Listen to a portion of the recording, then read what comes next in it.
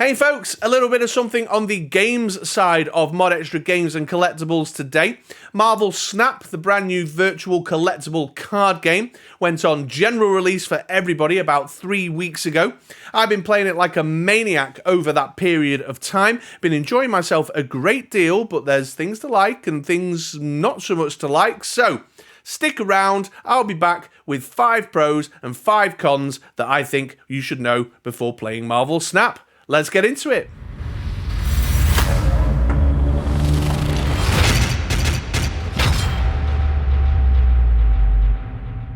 Okay, let's get started with a positive then and put one in the pros column for Marvel Snap. I've been finding the game to be a very satisfying strategic experience that doesn't require a massive time investment. And that's the pro. It's really short and punchy, but still got tactics and strategy to gratify the gameplay experience I'm looking for.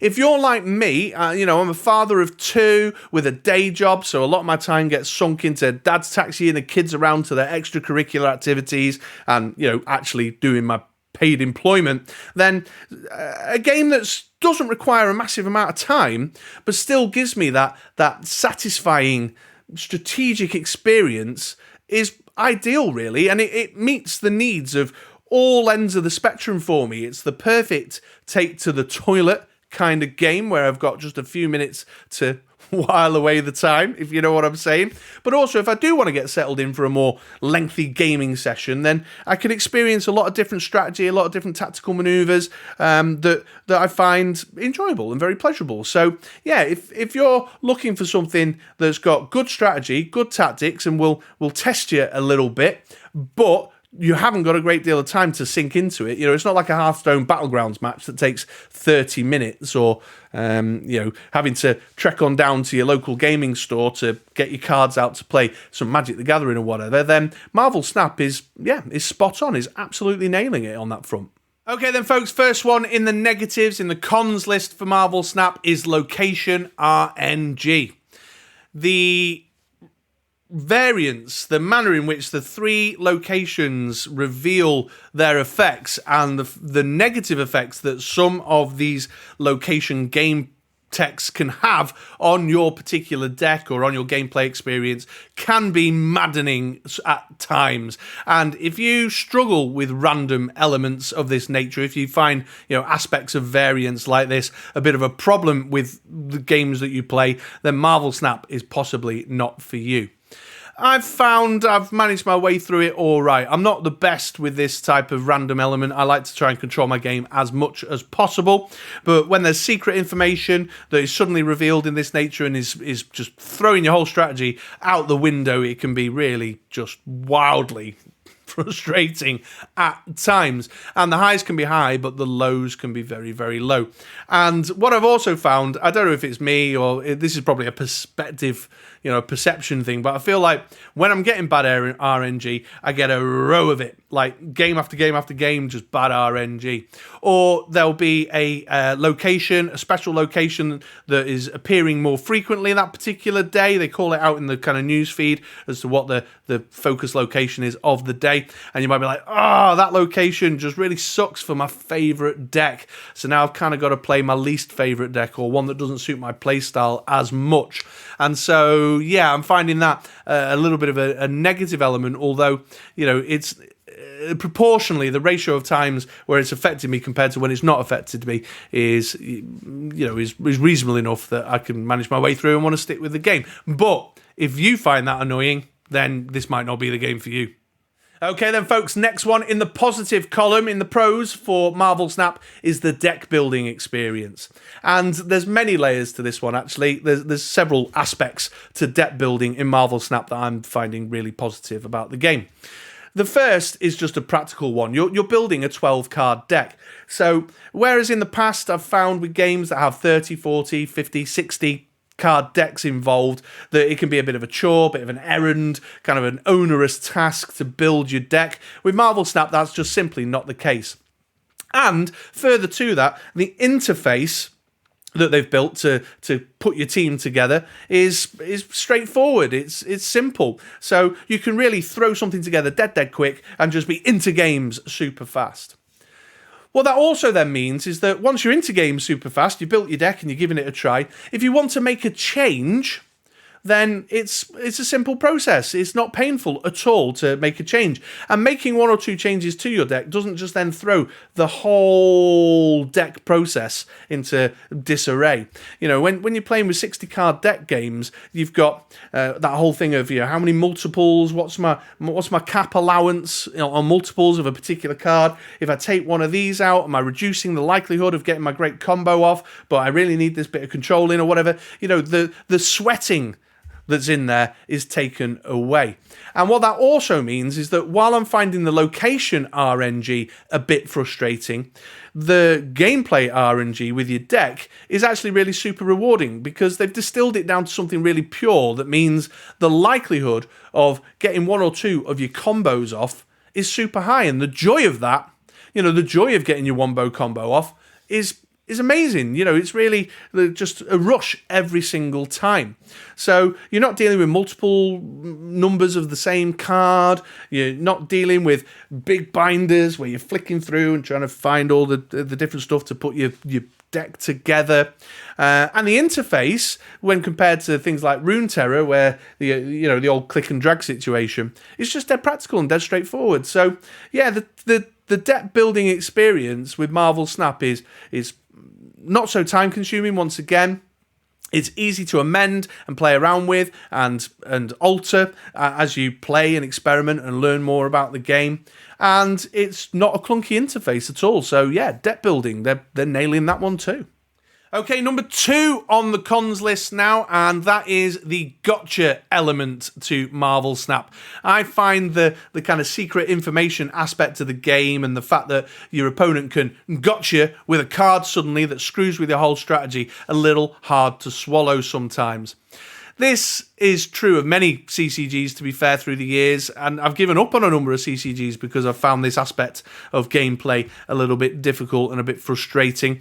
There's a kind of smarmy tone to it sometimes. Like, there's nothing worse than when you've got your kind of strategy and your tempo around your strategy is building up, and then just that one card that really messes with your whole strategy hits the table, and then your opponent, they hit you with a Thanos snap emoji, and you're just like, oh man, come on, don't be smarmy about it. And I think the fact that it's a virtual card game and you're not sat across from the table and looking the opponent in the eye while it's happening is, I don't know, it kind of protects them from the more negative aspects that may discourage smarmy gotcha players from doing this all the time. So if you're someone who finds that a little bit difficult, a bit frustrating, and that kind of element of gameplay has resulted in you rage quitting in the past, then this might not be the game for you. What I will say is that at this point, in the early days of the game, the card pool is small enough that if you grow your card knowledge fast enough, then you can, to some degree, accurately predict what that gotcha you're about to receive might be. You know, you can say, oh, I can sense a Shang-Chi on the way here, or, oh, they're going to lock that location down with a Storm or a Professor X, or, wow, didn't do anything last turn. Turn 5, they had an empty turn 5. There's an Infinite hitting one of the lanes. You know what I mean? So at this point, the card pool is small enough that you can kind of get a bit of a sense as to what those gotchas might be. But it's definitely a risk for Marvel Snap ongoing here, that as the card pool increases and they either grow the current archetypes they've got or introduce new archetypes, that you're going to find more and more of these kind of smarmy gotchas, and I'm just not into that. I find that very difficult to get my head around. That said, though, you know, there is, of course, the counter argument, I suppose, that they've built their deck well. They've built their deck well to get a good sense of the meta and put the control piece in that's going to take my deck out of the picture. So I get that too, but I suppose it's more about the frustration that generates, especially when you get smarmy folks who are giving you fist bump emojis and Thanos snap emojis off the back of catching you out with a well-placed Shang-Chi or something, you know what I mean? So yeah, if you find that tough, Marvel Snap's not for you. Right then, folks, next one in the pros column now then, and I'm calling this the something for everyone category, because I really do think that. I think even now, at release, with the more limited card pool that they have, there truly is a little bit of something for everyone. Whatever type of card game player you are, you can find something in this game. And what I'm also finding is that in the meta I'm in presently, which I think is the kind of top end of pool 2, you can still snatch wins with whatever your preference is, whatever your pleasure is. So if you're a spiky beat stick in it for the win type, well, yeah, there's absolutely big beat sticky cards that you can drop it in the last turn and just smash face, then it's there for you. It's absolutely there for you. But equally, if you're a bit of a wombo combo type who likes quirky card combos going off, then yeah, there's definitely stuff going on in that space as well. If you're a control player, there's control stuff. There's just, as I say, something for everyone. And you're not finding yourself just absolutely battered repeatedly if you go in one direction or another. I've definitely seen games where the meta has had a slant in one direction or another, and that may still yet happen as they release more expansions and do more, release more cards into the card pool. That may yet happen, but for now, and it may be happening in Pool 3, actually, now that I think about it. I've not made my way into those heady heights just yet. But certainly where I'm playing right now, I'm finding that, yeah, the likelihood of getting your combo off, or the likelihood of getting your beat stick down on the table, or the likelihood of a little bit of clever control is there in the game. So whatever type of player you are, there's something in Marvel Snap for you. Okay, circling back round to the cons list then, and this one, number 3, I'm probably going to struggle to articulate this one a little bit, but hopefully you'll get my meaning, because I want to talk about the progression system. I'm finding the progression system in Marvel Snap a little bit irksome right now. So to explain, you've got a system whereby you get booster points, and then you need upgrade tokens, and you invest them into the cards in your collection, which then move them up a kind of increasing kind of collection scale. You've got the greys, then the greens, then the blues, then the purples, then the golds, then the shiny ones, and then you can split them and stuff. So you're moving them up this progression scale, and then what that does is when you unlock cards, they take you up another progression scale that then allows you to further unlock new cards or accrue new resources. And what I'm finding is happening now is that I'll unlock a card and I'll think, oh, that's a great new card. Look at that. And that game text is really intriguing. Perhaps I'll build a team out of that. But then what I'm learning is that the archetype has got other supporting cards that would work really well with that one I've unlocked that I haven't acquired as of yet. And I'm seeing other people playing with them and going, oh, right, okay, that's how that jigsaw puzzle goes together with that card. Your Jane Foster, Mighty Thor, really makes great use of a Mr. Negative, but I haven't got a Mr. Negative. So what then happens is that you're not playing those cards in decks because you haven't got the optimal kind of supporting pieces to surround them to make the combos. So you're not playing the cards, which means then you're not acquiring booster points for those cards, which means then you can't invest your upgrade tokens into them, which will then get you further up the scale to unlock more cards. So then you're kind of trapped in a space where you're playing decks with the cards that you've played since day one, or you've played a lot, that you've already upgraded to a higher standard. And in order to upgrade them further, you need to acquire more booster points and more upgrade points, which then in turn means that your whole progression system has slowed down incredibly. It's really just like ground to a halt because you're not building new decks with the stuff you're unlocking, unless you get the occasional one that slots well into a deck you've already created. But the ability to acquire the booster tokens to upgrade the ones you've got, you can't do if you don't play them. Do you get what I mean? I don't know if I've articulated that well, but maybe folks are buying what I'm selling on that.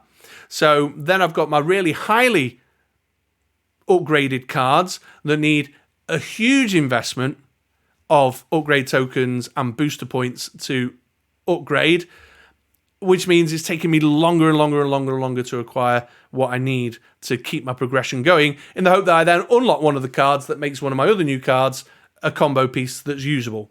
So, yeah, the progression, at the beginning, it feels quite good. There's a good pace to it, and you're unlocking new stuff, and you're going, oh, that could fit well with that, and I've built a little combo, and I've got it up and running to play.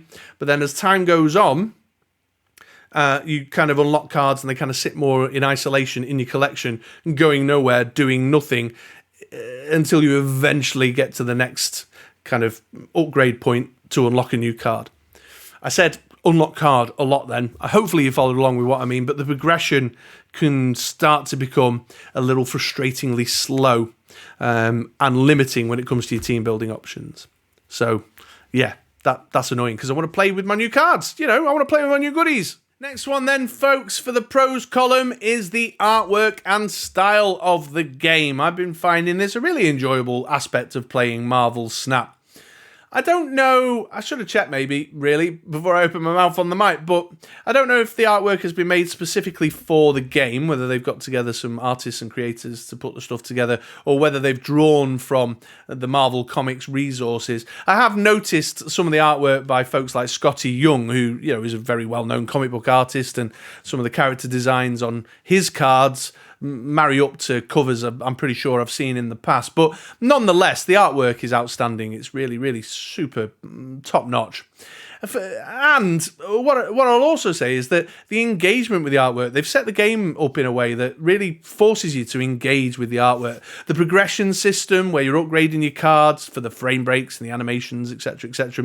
You get to take a good look at the artwork. And when you see someone play a card that you don't recognise, you kind of tap on it and go take a look. And, it's a Sabretooth. And, that artwork's amazing. So it's got a real depth of engagement with the art and the style of the game, which I appreciate very much. And I think that's definitely to their credit, because it really acknowledges the heart of the intellectual property, the source material where this stuff is coming from. It's comic book characters, and artwork is a big part of the comic book experience. So I really appreciate that, and I like that they're giving it the credit that it deserves. So yeah, the artwork, great artwork choices, really interesting. Lots of different types of artwork as well to suit your preference, and as you grow your variant collection as well, it allows you to have a nice kind of unique, personalized setup in your deck to suit where your pleasure lies with that kind of stuff. So yeah, the artwork is fantastic, but not just the artwork, the way they've kind of forced us to acknowledge the artwork and engage with the source material, the heart of all this, which is the comic book character experience. Okay, well, sticking to my structure of alternating between the pros and cons, it's time for another con for Marvel Snap now. And I've found the absence of theme-related play a little bit disappointing with the game. I find this quite often with particularly sort of comic book or superhero-related IP games. One of the things I'm looking for is the ability to relive, to some degree, my favourite comic book teams or my favourite scenes from movies and TV shows. And that is entirely absent from Marvel Snap right now. In the game text, for example, there's no kind of tribal synergies. If you wanted to get your favourite X-Men animated series characters together in a deck and pick, get a Cyclops, a Beast, a Jean Grey, a Wolverine, a Jubilee, whatever, all together, then there's no real kind of game text that have a tribal synergy or acknowledge the fact that they're teammates. Or, if you're a big Fantastic Four fan, or if you want to get your Avengers Assemble guys together from the first Avengers movie, then there's none of that. It's absent entirely from the game, and so themey play seems to set you up for a fail largely. I mean, there's a few combos that you kind of happen across luckily, but broadly speaking, if you were a huge fan of the Avengers or a huge fan of the Fantastic Four, or you really wanted to get your Sinister Six together or have a little kind of Spider-Man themed team or whatever, then, or the X-Men, then this game doesn't give you a route to that. Nor is there different game modes that would give you a route to it either. So it is just this kind of one single channel of basically competitive play, where you're trying to build the most optimal best deck you can in order to continue up the progression system, unlock new cards and continue your gameplay experience, and have the bragging rights as well with your mates, where you can say, I'm level 50 and I'm in pool 3 kind of thing. So I would like to see something more that acknowledges, the source material in a more deeper, more meaningful way, where the artwork is applying great credit and acknowledgement to the source material. I'm not sure the gameplay experience necessarily is. Come on, let me put an X-Men team together. I'd love to put an X-Men team together. And now the last positive, the last one in the pro column for Marvel Snap, and perhaps arguably, from many people's perspective, the biggest pro. is that the game is free. It's free. It's a free-to-play game. There are elements that you can financially invest into the game, but so far my experience has been that even as a free-to-play player, I've managed to progress quite far. I've managed to unlock new stuff. I've been able to engage with the game in a satisfying way. I'm not finding myself falling behind in terms of the meta of my level of play, that people are producing, these incredible mythical cards that I can't beat that are only available if you drop a couple of quid into the pot. No, absolutely not. You can, of course, financially invest in the game to speed your progression up or acquire extra further variant editions of cards and things. So there is a way that you can throw a couple of quid in the developers' directions to say thank you and to support the continued ongoing life of Marvel Snap, but it's not required to have a satisfying gameplay experience. And I think that's great. That's wonderful.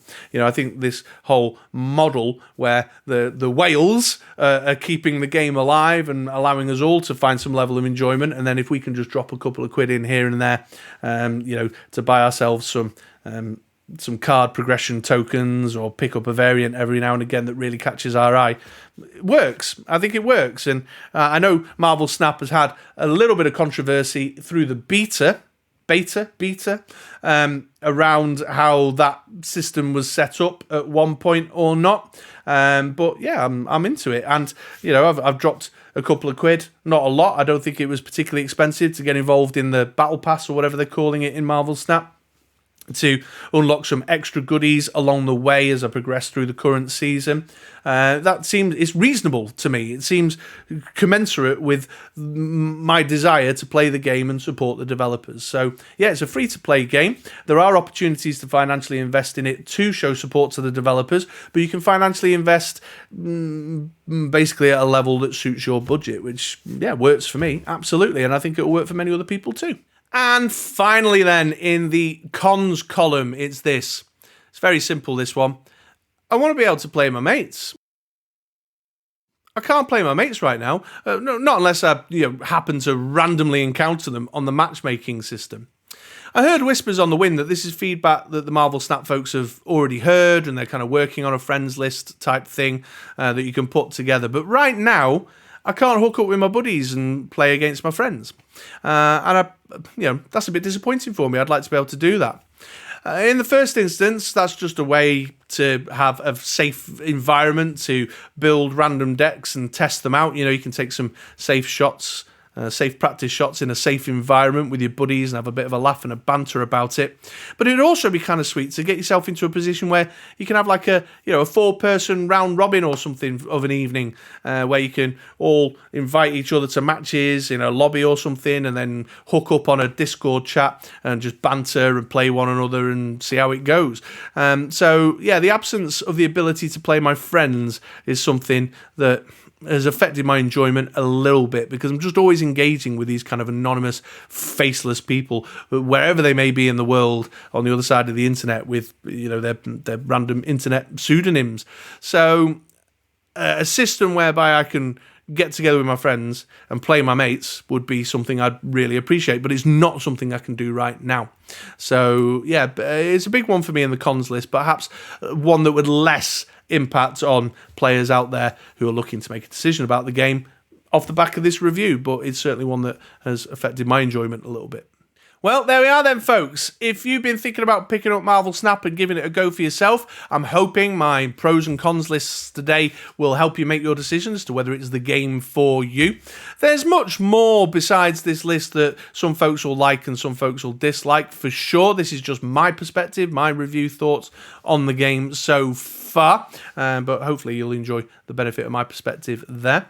If you've enjoyed the review today, then please do take the time to head down below and give me a thumbs up like. Let me know that you're enjoying this content. It's the type of stuff that you like to watch and I'm going in the right direction. And of course, if you're not already subscribed, then please do hit the subscribe button and come and join us in the ModXtra games and collectibles community. We do action figure content, we do comic book content, we do trading card content, and as you've seen today, we do board game and virtual game content. So if you're just a massive adult child nerd like me, me, who worships at the broad Church of Nerdom and is involved in all sorts of games and collectibles type stuff, then this is probably the channel for you. So thanks so very much for watching. I've been Chris from ModXtra Games and Collectibles, and I hope you have a fantastic day. See you later, folks.